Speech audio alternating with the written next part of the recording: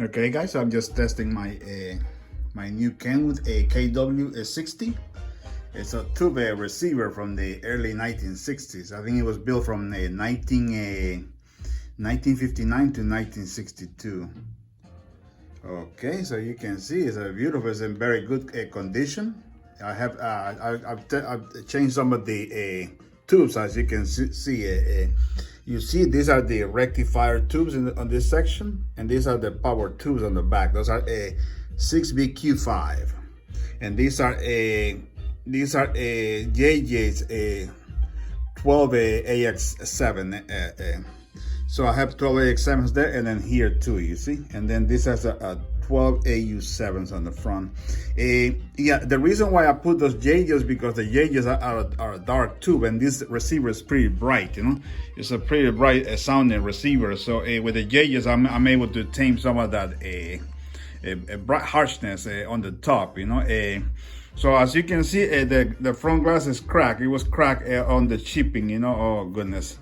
I felt very bad when I saw that. You know, it was cracked on the chipping, but otherwise the receiver is in pristine condition. It's in very, very good condition. As you can see, everything for me has to be customized. You know, so I put this angle legs to like Art Deco from the 60s. You know, I got my shirt with this 8002 that I just got.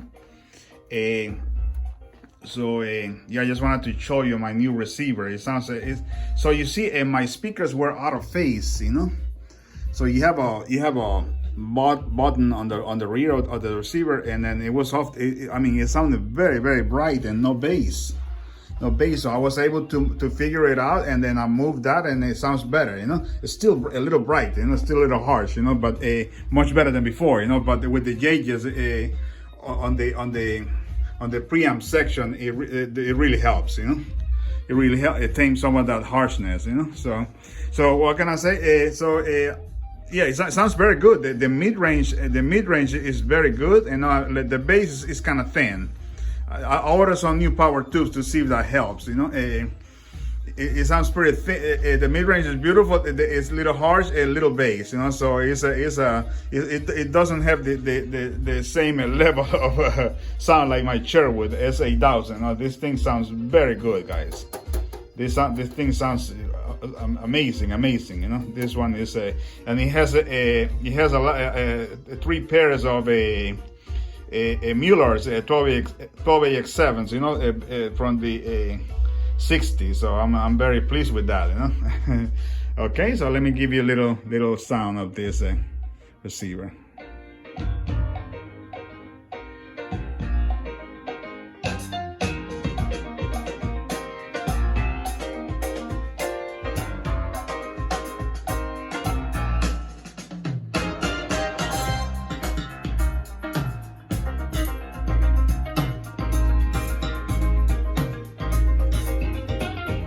One more thing I wanted to mention, because this receiver is only it says 30 watts per channel. I think it's a 25 RMS, but it doesn't sound as powerful, I'll be honest with you.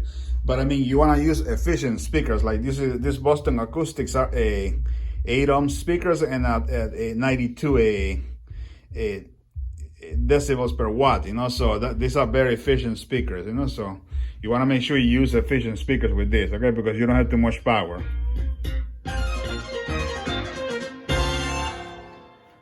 Okay, I'm gonna pause, guys, and then I'm gonna see what you think about this beautiful receiver. You see, very gorgeous. I removed the cover, you know, so I can show you the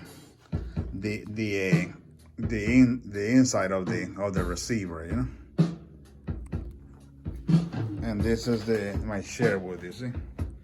Yeah, this one also has the custom legs, you know. I have a Harman Kardon TA260 too on the way, and an Aiko ST70, you know. So I'm gonna get a new collection of vintage tube receivers too. All right.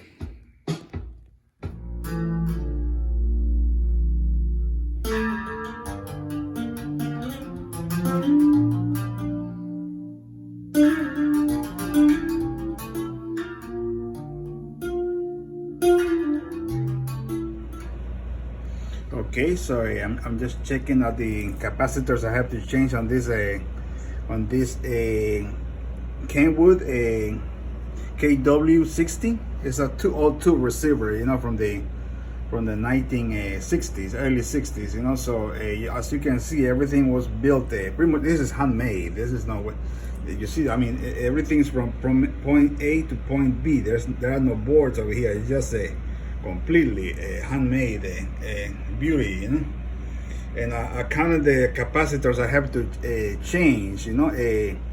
So I counted a total of 20 capacitors I have to change.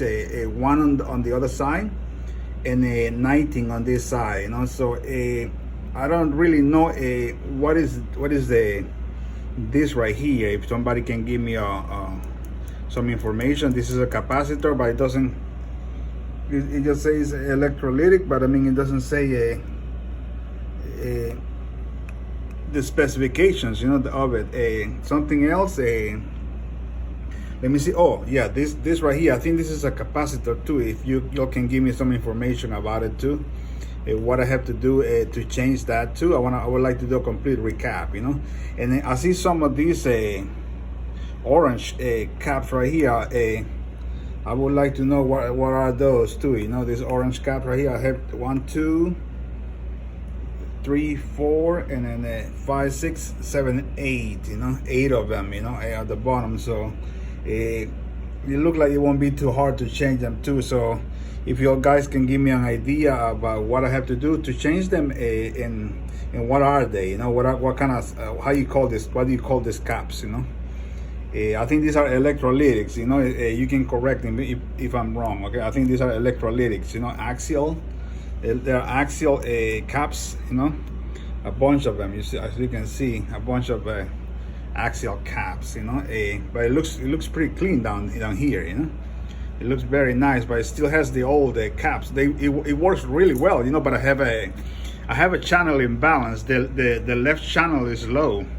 So I have to adjust it with the balance. It's kind of bright too, bright sounding. You know?